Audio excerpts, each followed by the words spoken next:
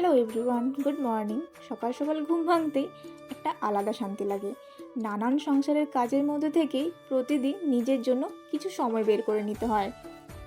ব্যাঙ্গালোরে এই শহরে নিজের ছোট্ট রান্নাঘরটাই এখন আমার নিজের জায়গা। আজকের দিনটি শুরু করলাম এক কাপ গরম গরম লিকার চা দিয়ে। দুজনের জন্য এই লিকার চা আর সাথে সিম্পল কিছু ব্রেড সেঁকে নিয়েছি। এই শহরে নিজের মতন করে একটা নতুন রুটিন বানিয়ে নিয়েছি। প্রতিদিন কোন কাজটা কোন সময় করলে সুবিধা হয় সেরকম একটা ছোটোখাটো নিজের জন্য রুটিন বানিয়েছি।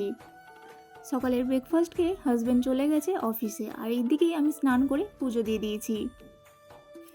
পুজো দেওয়ার পর থেকেই শুরু হয়ে যায় আমার দিনের আসল কাজ, সেটা হচ্ছে রান্না। আজকের সমস্ত রান্নাতে থাকবে ঘরোয়া টাচ।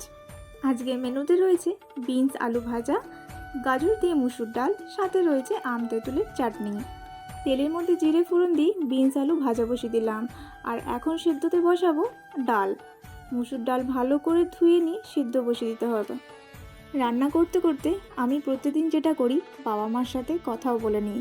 মাঝে মাঝে তো কিছু জামা কাপড় থাকলে সেগুলো ধুয়ে ফেলি, কারণ রান্না বান্না করার পরে তারপর আমার সেরকম কোনো কাজ করতে ভালো লাগে না।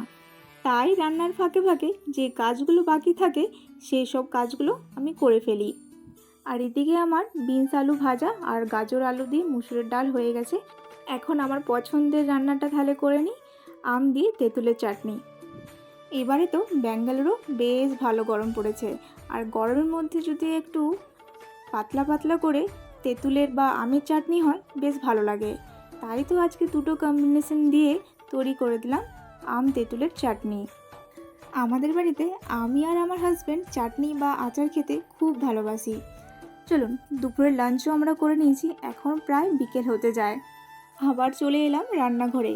ফলের মধ্যে নিয়ে এসেছে হাজব্যান্ড বাজার থেকে প্রতিদিনের মতো পাকা পেঁপে তার জন্য, আর ব্যাঙ্গালোরের স্পেশাল লাল কলা।